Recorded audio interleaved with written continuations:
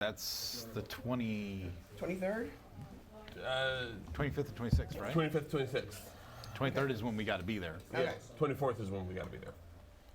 And So any you guys other have events Mike, coming you up? can That No, we you're right. want to? 23rd. My apologies. Any other events? Yeah, to mention? 24th is a Friday. Yeah.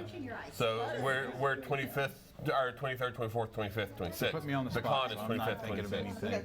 No, I was trying to ask Samantha was if she didn't have a booth for the tights, and we need a fourth person for our troop. And Oh no, yeah. The stream is live, just letting you know. But the Hello. stream is. all right, And all we see is this. So all they hear is us. Move the banners back a little bit. well, So we it actually needs to be wider. Well, and hopefully next time we'll have the wider stage set up also. We set up the 4, but we'll set up the 6 next time Yes. and make sure it works out. Yeah. But other than that, I think this looks really good so far. Yeah, this is supposed to be more of a U, so that way these are behind them or something. Well, we don't want to put them up here. We want them to be down here to add some accent to the side. Okay, Yeah. that's Right. fine too, but But what do you think overall? It's a pretty good setup. yeah. Yeah. Yeah, We'll my- get you more space next time. Yeah, that way we have the 4 people on each side. Yeah. And this is where I have it. With these guys are supposed to be able to be here, so we can put like a stand with the Yeah, because whatever you put on it right now is going to be hidden by me. Yeah. Yeah, So okay. we'll just remember to do the 6 next time. We'll spread it out, but we're good to go. Yep. Okay. They can interact with you here. Good. We're live, but you're not being seen just yet. All right. Well, I do what I can to drum up more people next time. Well, that's fine. I'm going to work on a booking system on the website so they can book the tickets, so you'll see exactly who's coming. Okay. It's my list of things to do. I just keep Well, yeah, Tommy said he'd come next You time. just don't have enough to do. I don't. You know. Because now I realize we haven't had a Toy Museum board meeting in like forever, so I think it was y'all, we need to have a board meeting.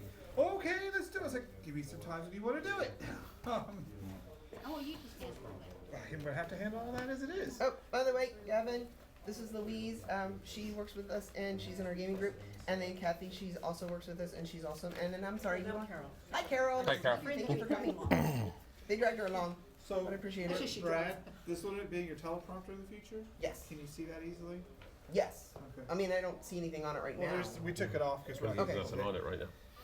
And can you see anything this way to watch your time? Or do we need No, I cannot see the time at I've all. got Okay. a big blonde dude in my way. I have somebody. Somebody to love. Right. Yeah. Oh no. So you're wearing ears because you're Camera's right in the middle. Yeah, camera's in the way, so. Which is Well, fine. right now, Brad, or Yes. Bo, I can see the TV. camera. I can see the clock. I cannot see the clock at It's all. 7:22. could, but I don't know if In 50 seconds. It's all right. I'll help you keep on time, Okay, just don't lean on me. like So the rest you of our need to lives. be done. Here. Am I Oh, my. schmutzy? Bo and Brad, you guys need to be done by 26. 27.5. Yeah, because we are off at 28:30, and I have to legally show a 10-second produced by credit, and I have your other credits, which make really fast. Okay. So if So you end up going out, 8:27:30. start really wrapping it up, Okay. because then you'll have like less than a minute after that. Okay. Okay. Cool. I'm looking at you, Greg. So 8:27. Yes. At 8:27 we have to be starting to wrap up. He Okay. always throws in the 5-minute segue So what in the last minute. are you talking about? Right. 8:27? Yes. At 8:27. We gotta stop. So at 8:25 we stop asking Greg questions. Okay. Ouch. You see it now? Can you see the clock now, Brad? Yes, I can totally see the clock. Great. Oh, don't look at yourself on TV. I actually usually don't. No, I have the bad habit of doing that. Do you do I the just cat, don't really do you know do where the else cat to from look. Red Dwarf? I'm so pretty. Oh my. All right. Thank y'all for coming. I'm just glad I can talk now. I was doing daily posts and videos, and then like I got so sick a couple days ago. Like I was choking. I couldn't even breathe. Now my mouth is still kind of dry, but Did you take your Evelyn? yes, I did. Okay. So you start at 7:30 to 7? Yes, we start at 7:30. There'll be like a little thing that'll pop up with my music and my credits and oh, which by the way, I found the Illustrator file with the other thumbnails. Oh, fantastic. Quiet on set, 2 minutes to. Yay. And Robin is my girl Friday. through Sunday. you, She's Nomad. like the whole weekend. She is that bomb. So she helps and does stuff, and we appreciate it very much. And then, you guys, the set looks great right now. When you see this, when that goes live, you're gonna love it. Cool. Yeah. You're a little claustrophobic right now. Oh, hey. It looks really I know. You didn't see Yes. that? No, No, that's you didn't. cool. I'm No, sorry no. that It's thing great to look at Brad sometimes because you can watch the moment he realizes something. It's like, it's great. Yes, I'm like a You're like an anime character. anime. I know. Oh, did we get a sound test on the mic in front here? Okay, good. Oh, Michael, is there anything you want me to mention, like Did they you ask or a just say, like one of our cosplay buddies and volunteer group Yeah. that'd be members? Okay, cool. Do you want me to send them to your page? fine. Sure. What's your page? ATX store. Okay, so then that's fine. Do you not remember that? I don't know if it changed because he's got a new cosplay thing. It'll always be ATX store. Yeah, also, I guess mention Bostoninos. Say that we're going to be with Bostoninos at in Laredo. When you mentioned the con. Yeah. And of course, I'm from Dragon's Lair. I'm just here to look pretty. Well, you do that already. I mean, Right there with you. Yeah, we have our Thors over there. yes, the Thor corner. Top of my list, dream cosplay. I'm not kidding. I want to do a Goa'uld from Stargate, and I want them to be Jaffa, and I want them to carry me on a platform into a con. This will happen. I think that's a reasonable. I've actually got a go as one of my It's not that big. cosplay projects in my lineup. I've got a couple different reference pictures I can. We'll make it It's happen. pretty cool. Now that we're doing all the phone classes and stuff, I've got some Pepakura files for the Right. Jaffa helmets. I don't know. The Falcons, I'm sure Falcons. Okay. Yeah, I've wanted What's to do Dragon's the. Lair? Is it just Dragon D-Lair? Delayer.net. Yeah. I want to do the Raven or the Backslash Falcon ones, and then also one for Anubis. Or Dragon's Lair Austin on Facebook. Do I have the Anubis ones? Do you know? I don't know. I don't know. If I have the Anubis ones or not. Hi. Okay, so Alright. 30 seconds until we have to be quiet for 2 minutes.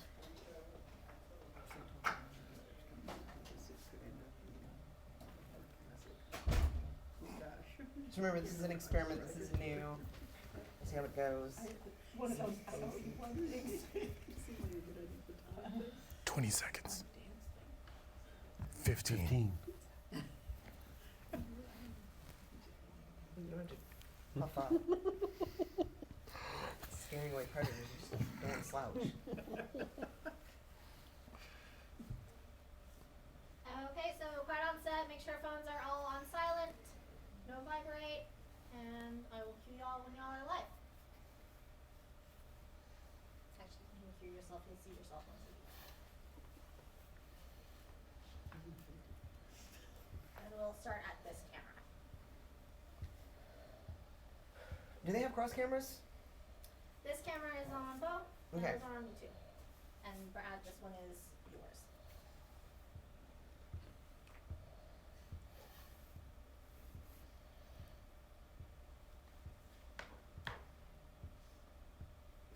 I just have to get my Shatner on.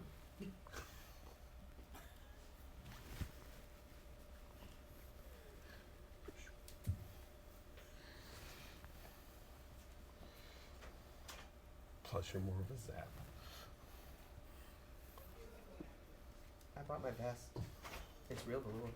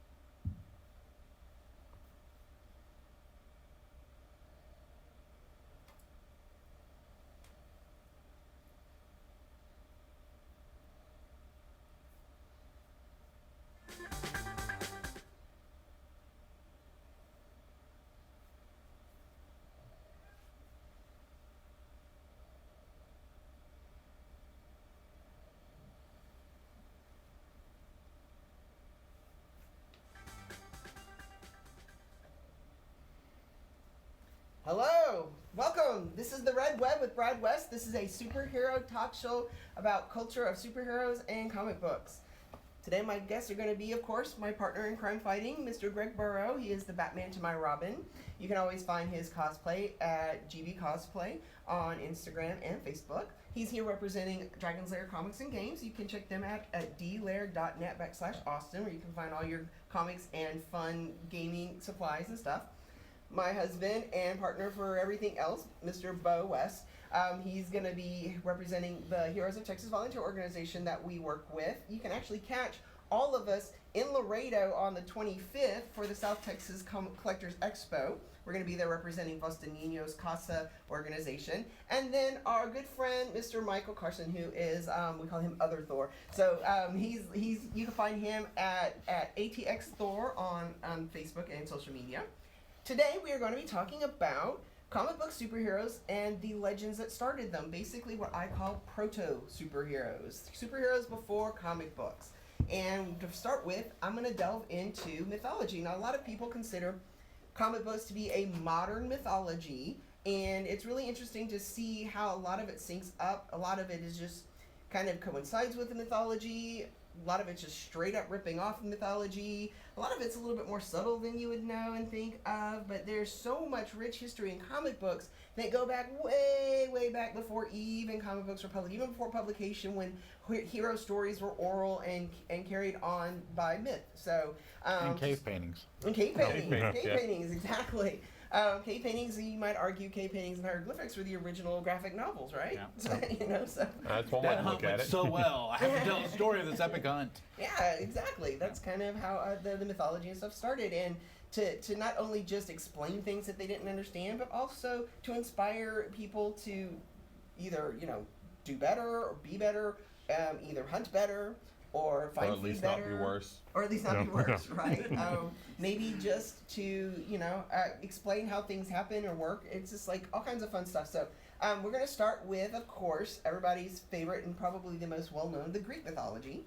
Greek and Roman mythology goes all the way back to the gods Zeus and being born of the Titans and creating a plethora of gods and goddesses to explain everything from the moon to the sun to death, etc., etc. And a big part of the epic hero scope in Greek and Roman mythology, it comes from demigods. Demigods are children of gods and mortals, and they come about in various sometimes more nefarious ways than others. So, of course, the biggest one being Hercules. So, who wants to talk about Hercules and their experience with Hercules? What they've heard, what they remember? What's the first Hercules you recall? That's a very It's Heracles. Heracles. Heracles. This is true too. Heracles is also the correct pronunciation of Hercules. I mean, there are plenty of stories about him. I mean, there's the, and I'm probably going to pronounce this one wrong after giving you grief for it, but there's the Nemean lion. Yeah. Yeah. Golden Fleece. Yeah, Golden Fleece. The 7 trials, right? Yeah. Yeah, there were 7 trials of Hercules. Some of them were. There was the one time he played with his uncle's dog. Yeah. The thing about Heracles is that they've sanitized him a lot Oh, through yes. modern history. Very much so. We'll get to the Amazons a little bit later, but there were quite a few things that I don't know that I would consider particularly heroic. One of the actual, I think it's 8 feats of Hercules, they always leave the last one out, is he got all of King Midas's daughters? Which king? Oh, I'm trying to blank now. I know. 50 daughters. He got them all pregnant in one I thought night. it was only 40. No, it was 50. It was 50? No. You're right. It was $40. He had 50 children because there were like several sets of twins. Yeah. Yeah. So that's where all of Hercules' children came from. He actually, that was one of his feats. So I It don't was one night. in one night. So I guess, It talks to stamina at least. Some misogynistic, Roman, I'm sure that was a heroic feat, but not so much these days, to say the least. But some of the other ones were pretty cool. My first Hercules, my first anything mythology when I was a kid was like the Ray Harryhausen movies. I loved Jason the Argonauts, the Hercules one, Sinbad. Sinbad Sinbad. stuff. Yeah, those were the mythologies that I really took a liking to. Clash of the Titans. The Clash of the original Titans. Clash The of the original Clash of Titans. the I love Titans. that one. Even though, it did inspire me to start learning and studying mythology, and found out there was like a ton of that was completely wrong. So wrong. Like there was like errors of stories that didn't even match up, but I don't know, some really fun ones came out of that. What are the other ones that are really cool?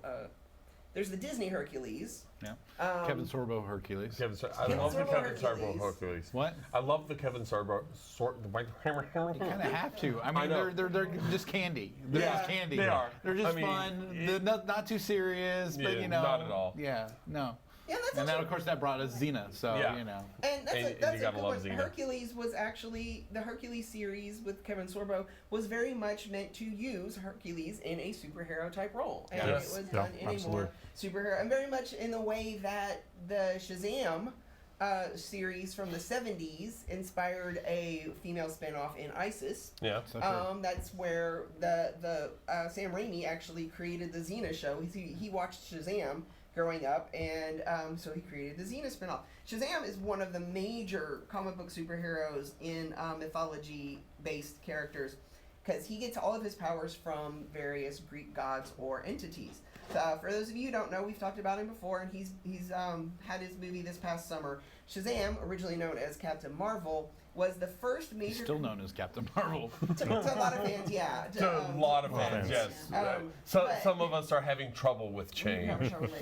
But Superman, being the technically first super comic book superhero, was so popular when he came out in the 40s that he was soon met with tons of competition. The only person that really gave him a run for his money was Fawcett Comics' Shazam, or Captain Marvel, Yeah. who got his powers by saying the magic word Shazam. And rather than being a sci-fi hero like Superman, Shazam / Captain Marvel was magical in nature, and he got his powers from the entities. Shazam, for those of you that don't know, he gets the wisdom of Solomon, the strength of Hercules, the stamina of Atlas, the power of Zeus, the endurance of Achilles, and the speed of Mercury. And that's where the Shazam comes from. That's his magic word that he says to turn into Captain Marvel. So, How does Achilles rank getting up in there? I don't know. Solomon's not technically a god either, so. Yeah, But Achilles, I can kinda mean, give you. He becomes kind of like a demigod. I mean, because he bathes himself in the blood of I can't think of the serpent's name now. And Echidnas. yeah, there we go. And he becomes pretty much invincible except for his Achilles Except for heel. his Achilles Right. heel. Well, So Right. his mother dipped him in the blood. Yeah. oh, that's And that's That's where she was holding him. yeah. Yeah, that's where she was holding it by the heel. So, Yeah, it just seems to me that she didn't give enough forethought to go dip, dip, dip, dip. But you know. You know, Achilles. Everyone's got to have a weakness, though. Right, yeah. You got to have a weakness. Achilles is one of the more noble of the Greek heroes to me. I mean, I don't recall any less than favorable feats with him. But you got the Iliad and the Odyssey. Definitely, Homeric verse is some of the earliest, best example of what would today be considered superhero stuff. Yeah. Yeah. Especially as time has progressed from the 40s and the medium of comic book superheroes become more serious and more adult, and we have more challenging storylines and more in-depth action between them. Yeah, it's definitely a lot more like Greek tragedy sometimes. So it's actually pretty epic in that nature too. Wonder Woman, obviously. Yeah. We all know and love Wonder Woman And she's inspired, of course, by the Amazons as a Amazon. as Yeah. an Amazon. Yeah. I personally am a bigger fan of her original origin story Yeah. because she was not the daughter of Zeus, which I like that literally no man had a hand in her creation. That to me that just it was perfect for her characterization. She didn't need to have her father be Zeus. She was a power in and of her own right. Yeah. And that was one of the other things, I got to be honest, kind of bugged me about the Wonder Woman movie, was not just them making Zeus her father, but Zeus being the one responsible for giving the Amazons the island. In the original origin, none of the male gods had anything to do with Wonder Woman or the Amazons on Themyscira.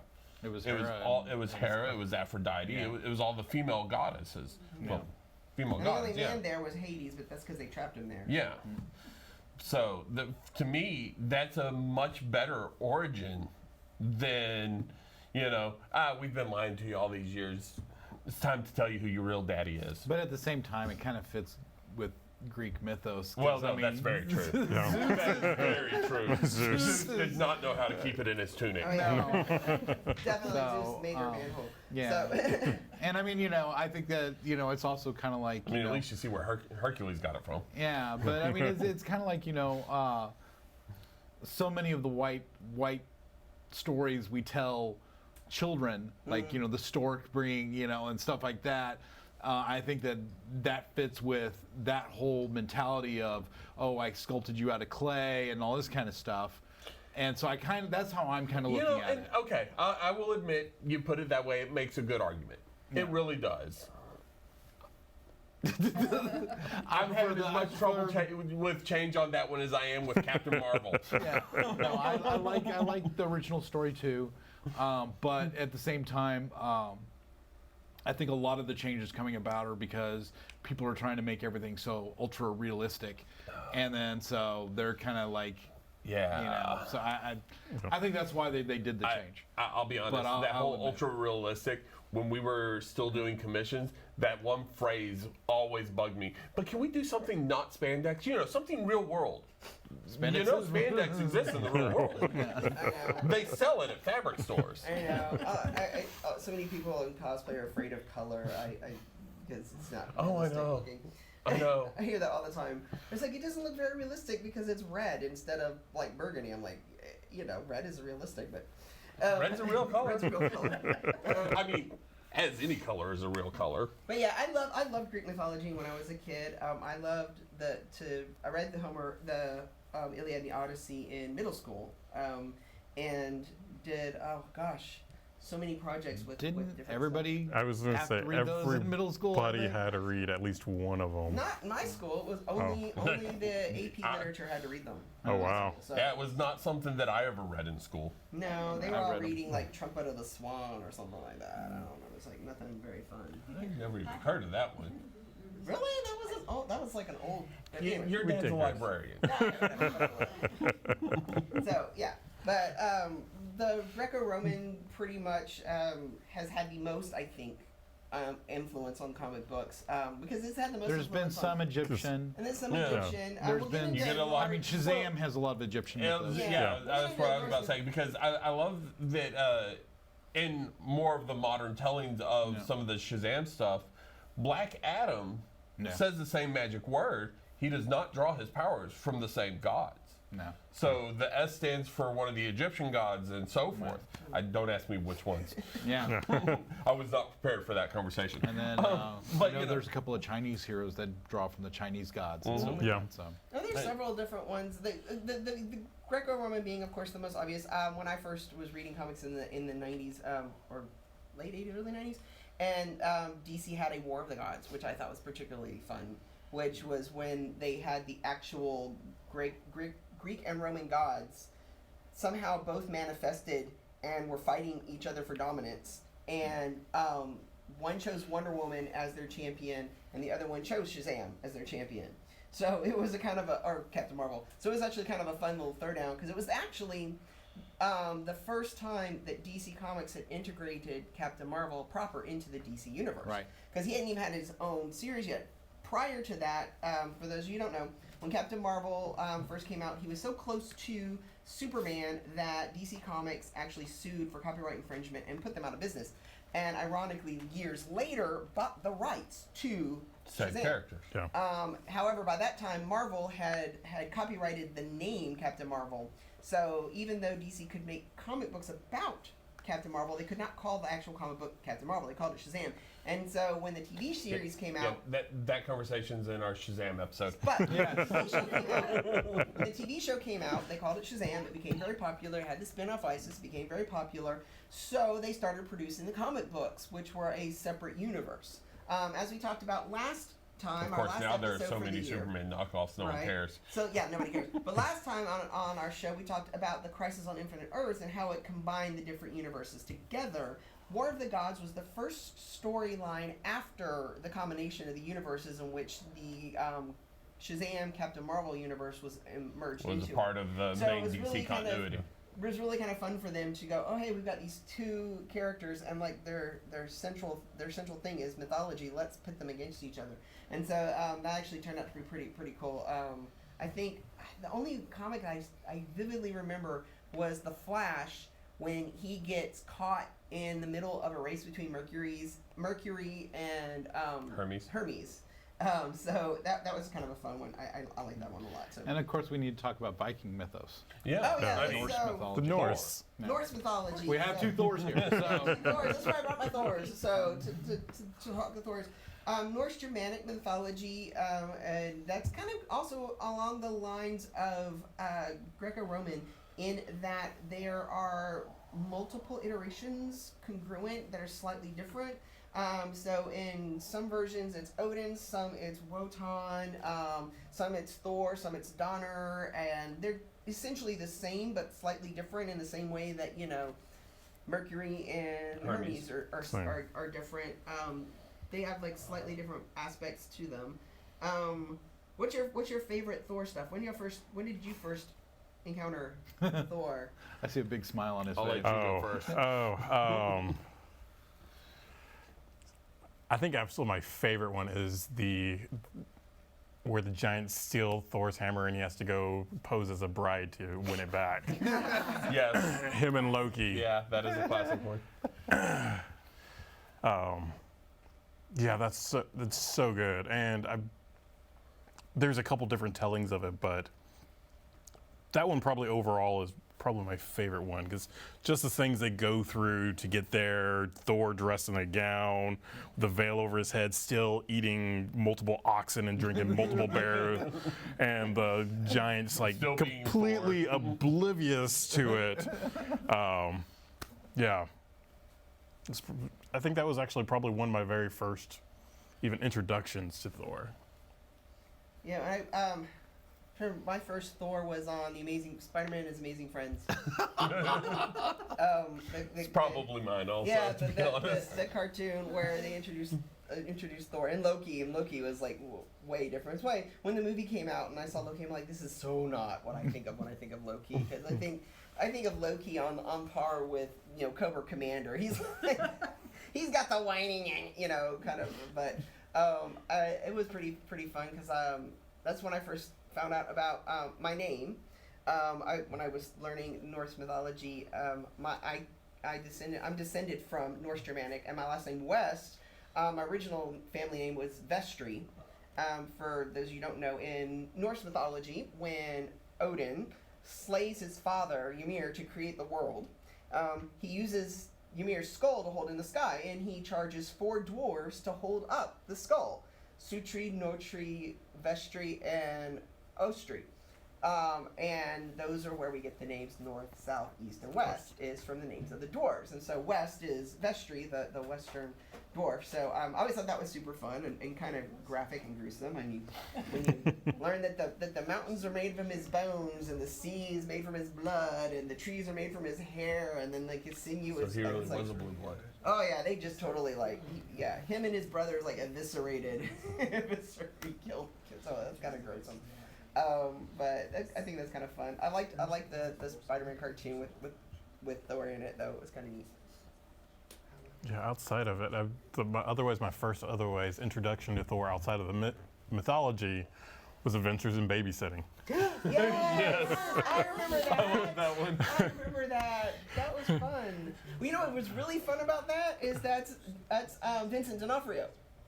Oh yeah. That was Yeah, Vincent D'Onofrio that's who right. played Thor as the mechanic that they thought was Thor. Which, in case you're not like a super hardcore comic geek, years later he plays Kingpin on the Daredevil show. So that's actually kind of a fun little Marvel callback there. But I remember that. I remember that because it was so fun that like Thor. I mean, yeah, popular among comic book geeks, wasn't really big Yeah, Culturally, Yeah. the way it culturally it wasn't a big thing then. Not the way it is And now, so anyway. for- I mean, it's not like he had his own cartoon. or Yeah, anything. for us as kids, you know, seeing that scene was one of my favorite parts of that movie.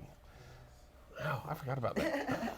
You're missing your magic helmet. What Here, about- take what mine. About, what about the Saturday Night Live sketch with the classic Saturday Night Live sketch where they're having a party? Oh, yeah. Oh, okay.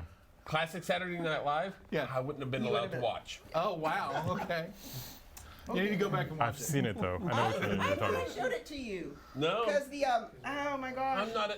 I know this is probably one of those sacrilege Belushi was things to the say. I'm not a real So- big Saturday Night fan. So the comedian, and Yeah, I feel so I bad. know. I don't remember his name, but the black comedian that played Ant-Man in that, Oh yeah. he was the cab driver in Ant-Man. Yeah. Grant Morris, right? No. No. No, Grant Morris is. But yeah, no, I do remember you telling me that. Yeah, he was the cab driver and I can see his face. He's a Garrett very- Morris. when he falls and Garrett, lands. I don't remember. I can't remember I his can see name. his face, but I don't remember. But I do remember that he had a cameo in Ant-Man, and that was the gag, was that he was the first person to technically play Ant-Man in live action. So that was kind of funny.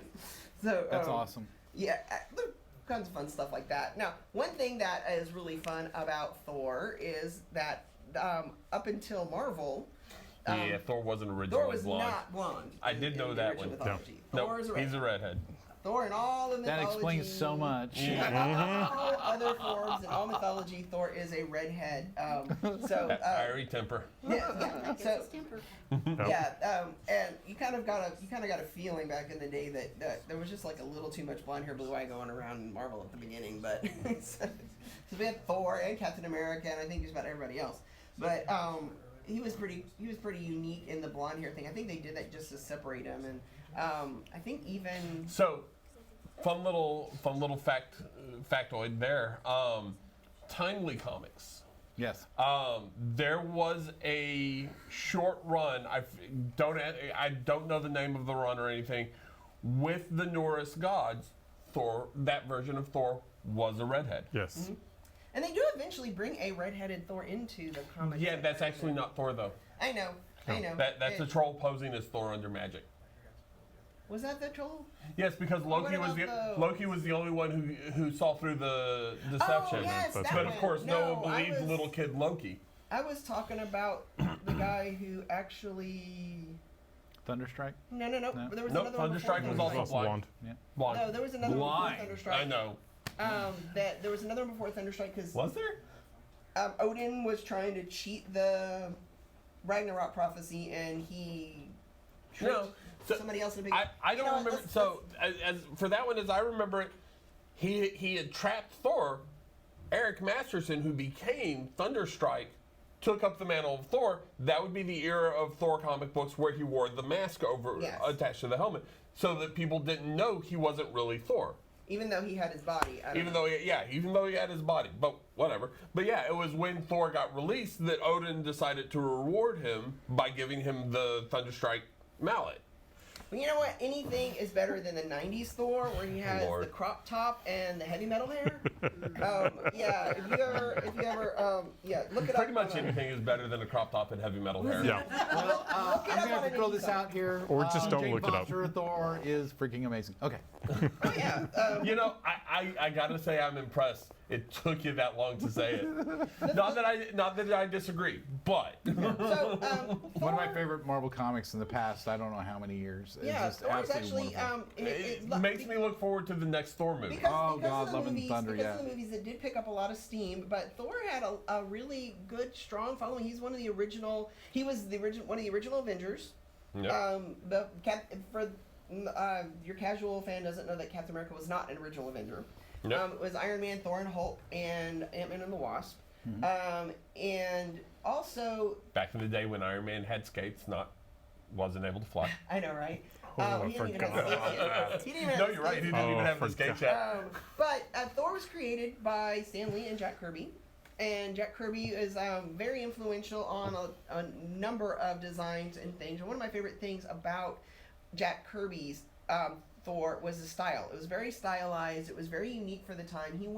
He was the one who created the whole idea of the Norse gods having a super science edge to them. So it wasn't just magic, but it was magic and science. So a lot of his stuff had these angles and geometric patterns and shapes, and it really became a really cool, distinctive visual. And it's things that all the way up into the movie and even to the costumes for the movies and the designs, you can see those influences. Yeah. You can go back and look and go, Very okay, much so. Oh, yeah. I don't know how accurately Norwegian or dramatic this is, but it's definitely on brand Definitely for on brand for Marvel's Kirby. Thor. And so it was really fun to, and this is carrying on with Kirby and his whole idea of epic mythology. He had like these huge stories and ideas and arcs planned with designs, and he used so many characters other than Thor, Yeah. Balder and Loki and Tyr, and he went like neck deep in the mythology. Yeah, But- I mean nowadays pretty much the only ones you see are Thor, Sif, and Loki. Yeah, if they're not, Yeah. if they weren't in the movies, they don't get as much airtime. Yeah.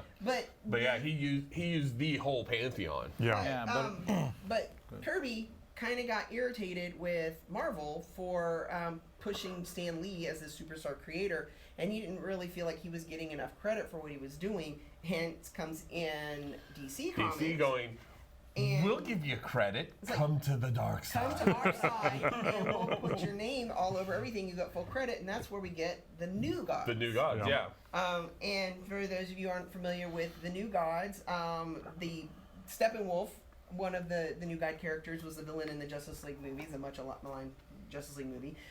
Darkseid is the character that it gets a lot of credit for being a Superman villain, but actually, the Jack Kirby's Fourth World was meant to be his continuation of those stories without Thor. So it's like Which Thor without Thor, you Asgard have to without Asgard. you have Yeah. to love, because in some of the opening panels of New Gods: The Fourth World, you're seeing some of the leftover destruction Of the old of gods. the old gods. Of And if you pay attention, one of the things that is in one of the panels is Thor's helmet.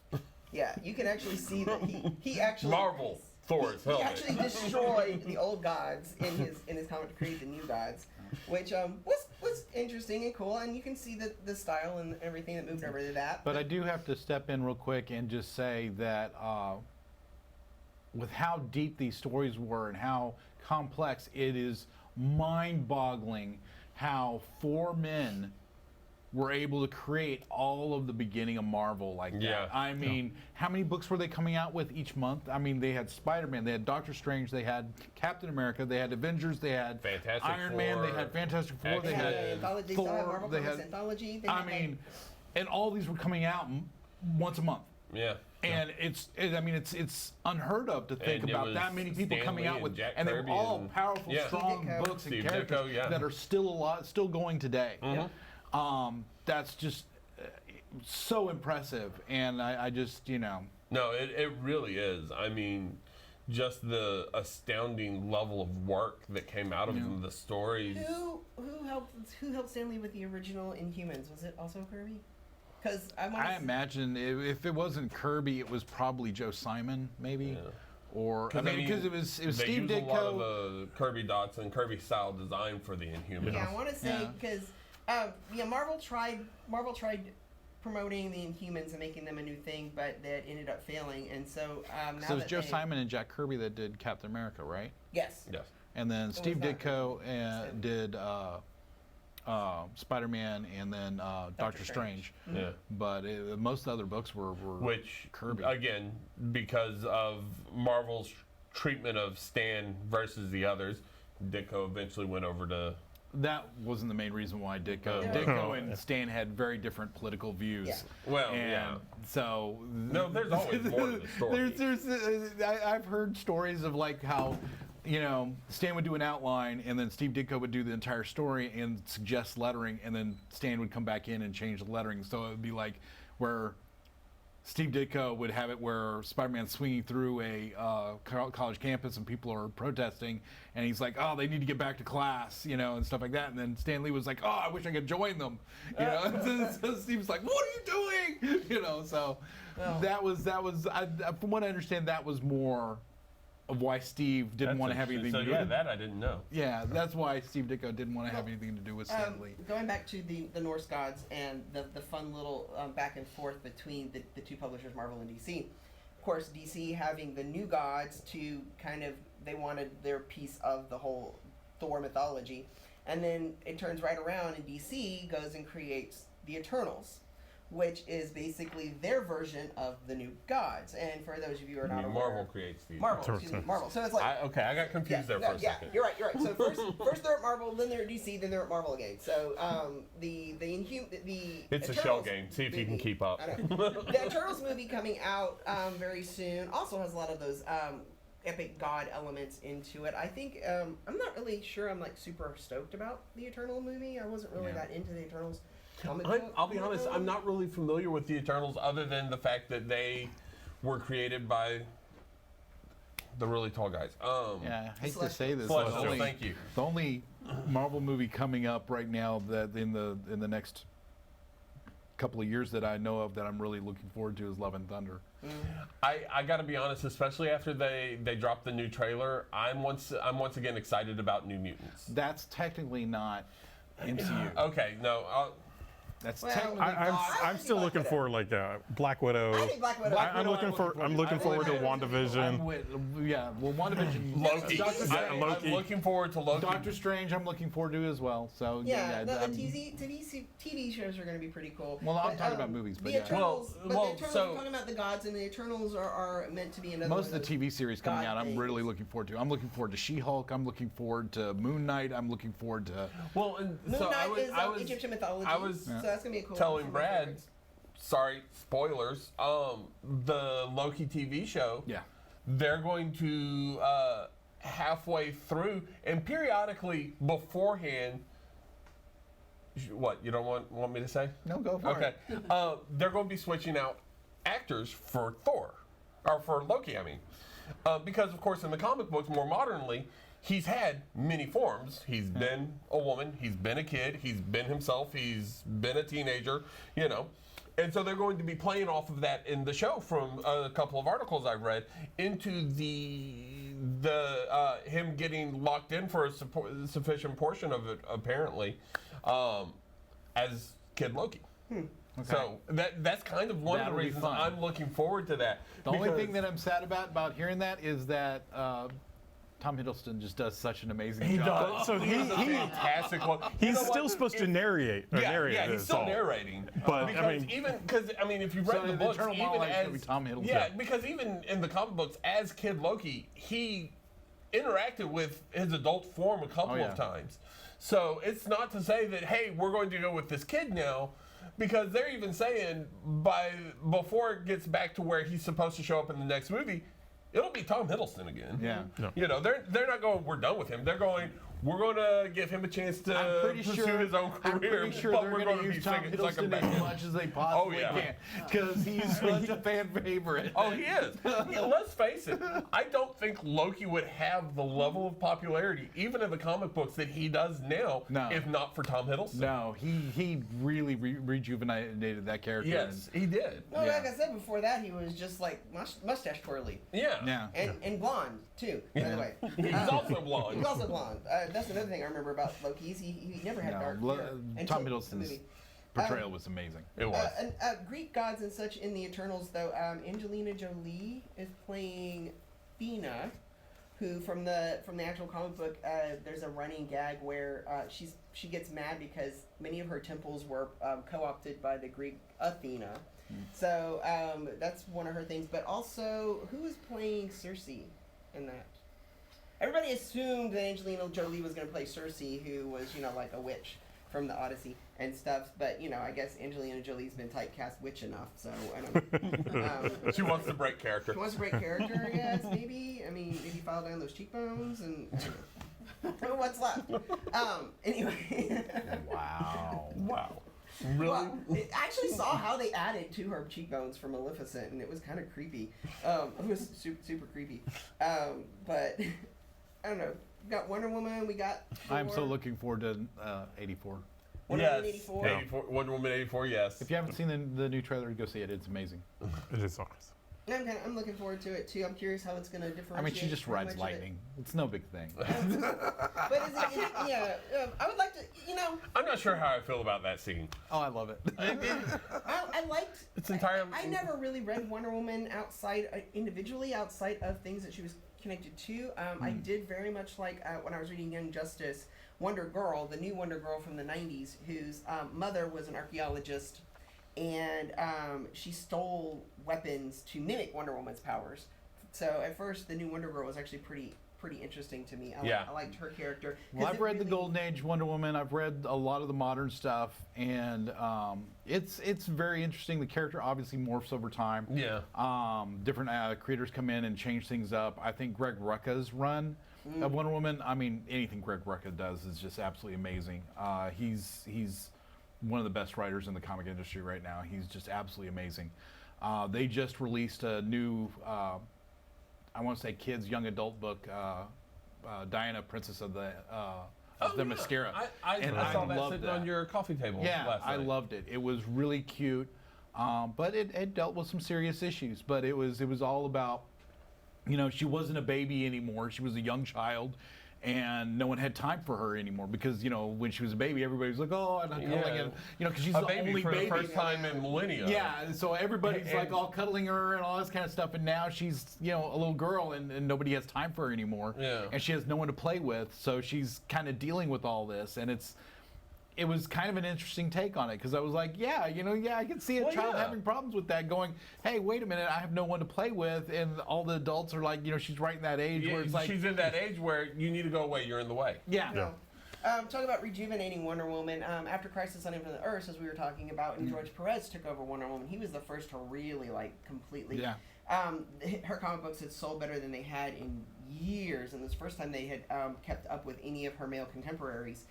He did some really cool things, including adding more of the warrior aspect to her.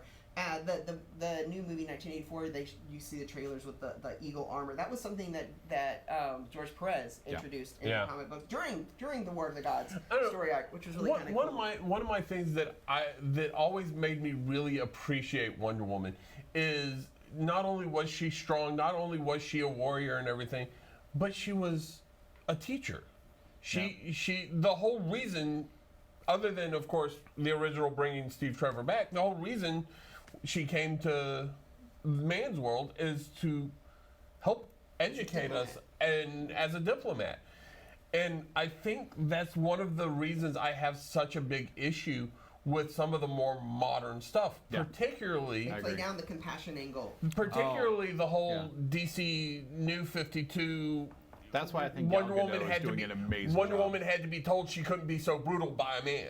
Yeah. When I saw that issue and Batman was having to correct her on her behavior, I'm done. Yeah, but There were several things that I hated, depends but on- there's several things that I loved. I loved New Frontier, Oh, where New Frontier Superman was great. is trying to tell her that, and she stands up and goes, "Excuse me." You're right. Yeah. And Superman's actually looking up at her because in New Frontier she's taller. Yeah. Oh, she's an Amazon. Just to either read or watch that, it's really cool. It's a McCarthy era version of the DC comic book, and It's Wonder right in Woman- between the Golden Age and the Silver Age because and they Wonder never Woman is explain voiced by that shift. Lucy Lawless. Yeah. Did you say it? By Lucy Lawless, seen as Lucy Lawless. So But, it's kind of fun. But yeah, He but does I that mean, version. I really Yeah. hated whenever they tried to take away from her. Like, for example, one of the reasons why I didn't like Justice League was they downplayed Wonder Woman's power because she's supposed to be as strong and as magnificent Yeah. as Superman. And then Exactly. Superman comes in and is like, oh, nothing but things, slapping Yeah. people around, and it's like, Yeah. and it's like, no, Wonder Woman is as Yeah, strong. she can as, stand toe to toe with the Man of Steel. And know? and in order to make Superman better, they're trying to take her down, and I Yeah. didn't like that at all. Well, and unfortunately, I didn't that's like still in the comics when they took away her powers. Still a thing with males and literature and stuff. Yeah. Yeah. We're gonna Because have to get- so many men are we're writing working on that, people. female characters. Yeah. No. Wonder But Woman can be strong in completely different ways. One of my favorite things about the George Perez reinvention of her, for those of you who are not aware, the W logo that looks like a W instead of an eagle. For up until Crisis, her logo was an eagle, and George Perez created Huge this. and obvious It eagle. was an obvious eagle. and George Perez created this design kind of in line with Superman's S, something more marketable, which is an eagle-shaped W, so a W with wings and kind of it's more eagle-y. And the in-story explanation for this was actually kind of fun. If you actually get a chance to read this, is a group of women's lib activists asked her to help them spread more liberty to women and help to represent women's education, women's rights, and they gave her this new logo to help promote them, and that was part of her story in comic book. So another like Greg Rucka Yeah, it and didn't just happen. There was a reason behind it. Phil Jimenez is another great Wonder Woman artist/writer. He was yeah, and it was a little cliche, you know, you got your gays and your Wonder Woman love from Linda Carter, but he was the first gay man to completely take over editorial stuff for Wonder Woman, and I think it sold even better than Greg Rucka's run did. He just like blew it out the water. So if you ever get a chance to read the Phil Jimenez run on Wonder Woman, amazing. He does the art and the illustrations and the writing. It's some great stuff. Other gods. We've got the Greeks, the Romans, and some of the Egyptians. Moon Knight. Yeah. That's one that I love. Moon Knight. He's loosely based on a Egyptian god of vengeance, Khonshu. I love Moon Knight. I have been waiting for this show since like the day that Netflix debuted Daredevil. The Daredevil Netflix show, when that show came on, I'm like, okay, my mind is like, this would be the perfect environment for Moon Knight. I'm gonna love this character. For those of you who are not familiar with him, you'll love him. Imagine Batman if Bruce Wayne didn't know he was Batman.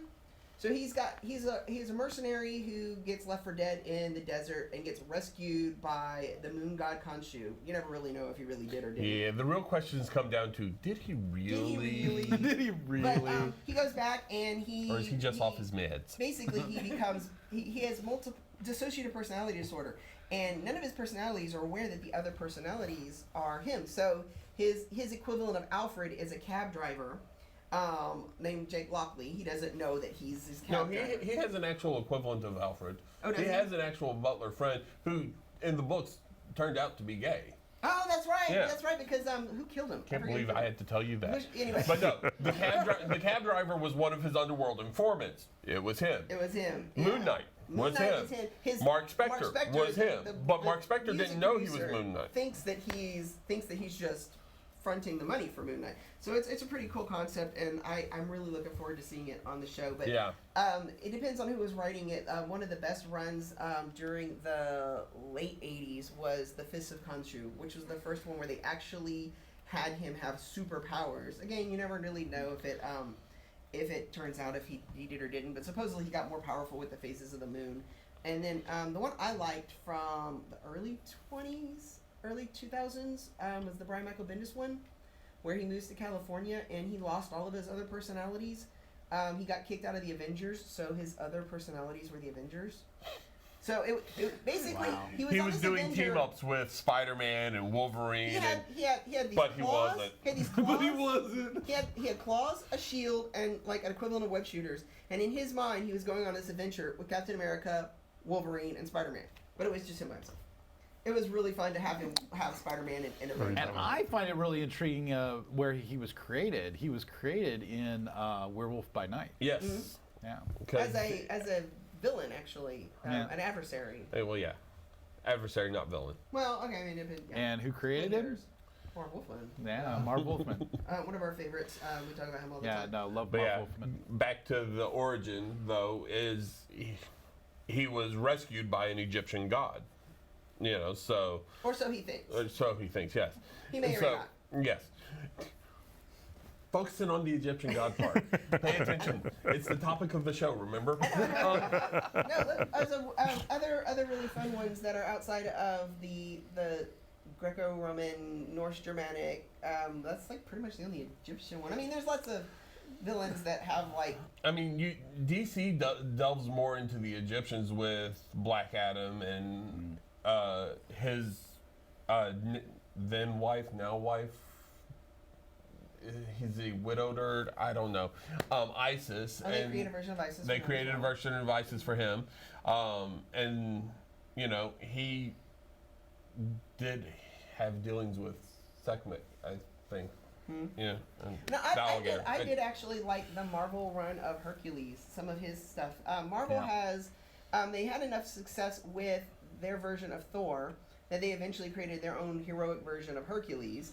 I believe he shows up originally as a foil to Thor, but ends up taking his place on the Avengers for a while. Thor, that version of Hercules does become an Avenger and has his own interesting twists compared to some, to say the least. And a lot of people say that Greg Pak's run on Hercules is probably the best. Now, talking I about hadn't read talking about much. crossovers, though, I think that was one of my favorite parts of the DC Marvel crossover. Wonder Woman was not a big fan of Hercules when they met. Oh yeah. No. Oh yeah. No. I can't imagine why. But yeah, you still got a nod to the old stories. But when Wonder Woman meets him, and she was not a fan. Not a fan.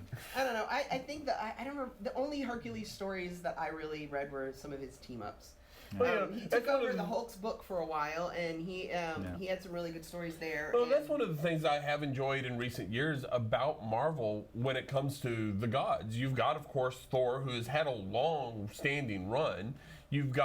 They eventually brought in Hercules, and they still acknowledge he's only a demigod instead of an actual god. Although at one point he did become a full god. Then he's a demigod. Then he was mortal. Then he's a demi. It gets confusing. Back and forth. Right. But then when there was the whole Dark era where Norman Osborn was in charge yeah, of the Dark everything, Avengers. and they brought in Ares. Yeah. So Marvel had an Ares running around for the first time in a while. Well, ever. And so you've started to see more of the other pantheons, which of course eventually led up to Marvel's War of the Gods called War of the Realms, where, you've got, before War of the Realms there was God Killer. Because there was this alien god not God, alien, whatever. He had like a symbiotic relationship with the. Oh my gosh! I wouldn't just blank on the. The Null? Yes. Yes. With the Null, which they've recently brought back with Venom, but with the Null, and he was basically pissed because the gods ignored him, as gods in a lot of mythology are wont to do. You're immortal, whatever. And so he went on a divine killing spree, and it took Thor. It took 3 different Thors. Actually, I think it eventually took 4 different Thors. 3 Thors and Jane Foster to actually defeat him.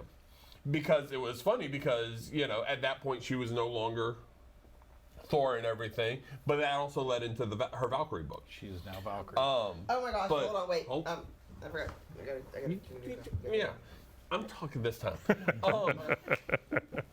But it's a whole time travel thing, which time travel always gets confusing. So his younger self, who had not been deemed worthy enough to wield the hammer, the modern Thor, and then Old Man Thor or King Thor, and so you've got 2 Thors wielding Mjolnir, and then you've got young Thor who's pouting in the background going, we all get hammers and I only have an axe.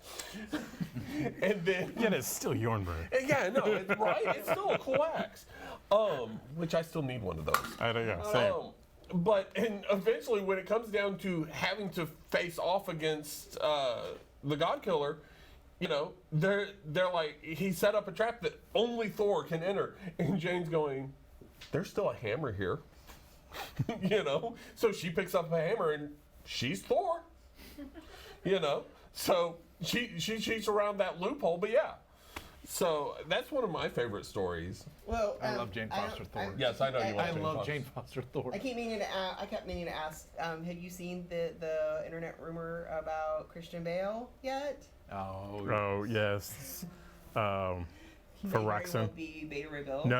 No, he's the president of the CEO of Roxanne. Oh, he's Roxanne? Oh. Yes. Thor, maybe? Yeah, So then who was it they were saying was going to be Beta Ray Bill? still being hush hush. Still being hush hush? Okay. I still want to see Liam. I want to see internet Liam was saying Hemsworth that be it- that better. that would going to be be funny. better Ray That Bill, would be and that hilarious. makes a lot more sense because I don't see Well, I mean, if he's him doing that. Bradley Cooper is Rocket Raccoon, okay. But that's Bradley Cooper. I'm just saying. Bradley Cooper has a lot more fun than. Well, Yeah, Christian Bale is kind of, we'll say reserved. okay. Yeah. Well, anyway, for those of you who are not familiar at home, Beta Ray Bill is the alien Thor, and it's like another story. Pick Fan up a copy. He's favorite. a Corbinite. Fan favorite. Corbinite, you love it. So we'll catch on to that. We've watched American Gods recently on Stars. You know that. So that gives you a lot of really having fun- read the book as well as watched the TV series, the American God story was probably one of my favorite novels in most recent time. Simply because not only do you get all the gods, you come to learn as you go through the story that you're getting the Americanized version of the gods. You know, and so if you at this point, if you haven't seen it, I'm sorry, I'm spoiling it anyways. One of my favorite scenes in the TV show was when they go to see a star, or Easter, and all the Jesuses. I mean, there are tons of Jesuses all over this place. You've got baby Jesus being breastfed, you've got Hispanic Jesus, you've got white Jesus, you've got African Jesus, you've got, I mean, all these different Jesuses. Because, let's face it, in American culture, there are so many different representations. And that's one of the commentaries from the actual book. The actual book, there is zero mention of Jesus because Neil Gaiman even goes, I wanted to write that scene, but I just couldn't the find a time, way you to couldn't find a voice for that. make it feel natural. And when they did it in the TV show, it was fantastic. I loved it. But yeah, and so I mean, you eventually find out that Wednesday, that you're dealing with throughout most of the book, is the American version of Odin. They're still Odin and Wotan. Somewhere. They're just in their native countries. The Yeah, so- Anansi's still in Africa, but there's the American God, version of Anansi. I love Because the Orlando people Bloom. brought him Because with it. yeah, because the people brought these gods with them. And the scene where he comes, where Anansi I know. comes off I the love that slave scene. ship is just like the most incredible. I swear, if this guy does not get nominated for some kind of Emmy, there is. And if just, they like, don't no change justice in the world. change their mind and bring him Oh back. yeah, no, I don't know what. Yeah, I know. It's the most amazing thing. If you haven't, and the cool thing about Neil Gaiman is a prolific fantasy writer, but he's really big comic book writer. We grew up reading him in comic books for the Sandman series, where he did DC's Vertigo, their first adult line of comic books. Constantine, we're familiar with. Neil Gaiman had a big hand in crafting him from the Swamp Thing saga. I'm sure you're familiar with Swamp Thing. He did a really good job. He was one of the heavy influencers on that genre. And my favorite thing that I read when I was younger from him was the Dreaming, which they're going to be doing as a TV series. It's really actually kind of like this blow up of Neil Gaiman lately, because I remember many years ago when he had to produce his own movie to get Mirror Mask made, and we were like, we sucked that up because it was such a good movie. Talking and about now they're throwing money at him. right. They're like, please let us do more movie stuff with you. But no, kind of back on topic though, talking about the Dreaming. One of my favorite issues on that was, I forget who is with him, but Death and Dream and a third person are wandering the dreamscape, the dreamverse, the whatever, talking to various other gods. And I love how Death may be responsible for why Superman's on Earth, because she was talking to Rao, the representation of the Kryptonian sun god based on their sun, going, it would be epic. I mean, if you just wipe out and they only have the one survivor, just think of the epic stories. That's not a bad idea. Reading that one part, I'm going, I love this. Very meta, and very into classic mythology. He really dives in deep to stuff, and a lot of his comics and a lot of his books have a lot of that in it. Well, yes, definitely and American I think Gods. Dream also dated one of the original Guardians before they were Guardians. Right, but for the Same Dreaming, story arc. Dreaming is about Sandman, Morpheus, who represents Dream. The whole comic book is about a family of concepts. These are brothers and sisters who are all ethereal beings They represent dreams, despair, death, Destiny, desire. destiny. I forget all 12 of But them. it's funny because two of the characters that are in that story that are often the narrators or the gatekeepers of those stories is Cain and Abel. You know, and Cain is constantly abusing Abel throughout most of those stories that they appear in. It's a great book. They're going to be doing a Dreaming series, Endless series soon. But very much, I'm excited. If it's anywhere near American Gods or Good Omens, which is another one, which is just a lot of Christian. Love Yeah. Good Omens. Christian. That was a Neil Gaiman, Terry Gilliam book that Terry Gilliam passed away. He wrote the screenplay for it. Yeah, so those are some really good things. If you want to get into some really amazing mythology comics, look up Neil Gaiman stuff on Jack Kirby's Fourth World or his original Thor run. And thank you so much for joining us. Anybody have any questions or ideas, or did somebody we forgot? Myth guys? Where do we feel about King Arthur, Arthurian?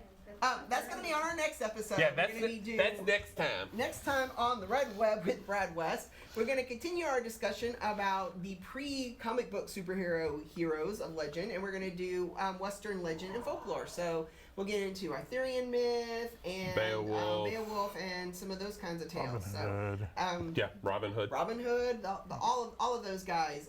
So tune in next time and make sure you follow us on Brad's Red Web at Twitter and Instagram and Facebook. Also, go to Kaiju Labs Media on YouTube and like our page, subscribe, and let us know what you think. Questions, suggestions, ideas. Thanks for joining us, and we'll see you again next time. I think we still have a little bit of time. Do y'all have any questions about anything we talked about? Yeah, they can cut it off now. We'll cut it off online. Nobody will see this part. Okay. I mean, the people at home are seeing this part, but hey, we love you. If you're sticking around, bless. One of my favorite things about Wonder Woman, though, is that she actually uses the lasso of truth on herself to self-introspect, to find, truths within herself that, she always tests herself. Yeah. And so I think that's pretty amazing. She is one of my favorite characters. Yeah. There's a reason she's When- been long-lasting. Yeah. Not just because she was the first major female superhero. Yeah. I mean, there was But the thought put into her. yeah, from the beginning. things that she represents, and that there's a better way, that there are things that we can always still learn. Yeah. She herself, one of my favorites is when they went to in one of the Justice League stories, they went to Iran, and she puts on a robe and a hood and And, everything yeah, she because covers her she's head. respecting their culture. Everybody's like, you're not which- Muslim, and she's yeah. like, it doesn't matter. I'm in somebody else's land. I'm Yeah. a diplomat, and I'm going to respect their culture. Yeah, and it's just And I love that she's being warlike is not her first it's option. not, that's It's the always the Wonder last Woman I love. resort. That it's not about the battle. Yeah. It's about how can we avoid it. Yeah. What can we do better? What can we do differently? But she's not afraid to kick ass when she No, yeah. No. When it comes down to it, if she has to fight, She will take you she out. will take you out. And that's the great thing also. It's not just about being like the superhuman strength. It's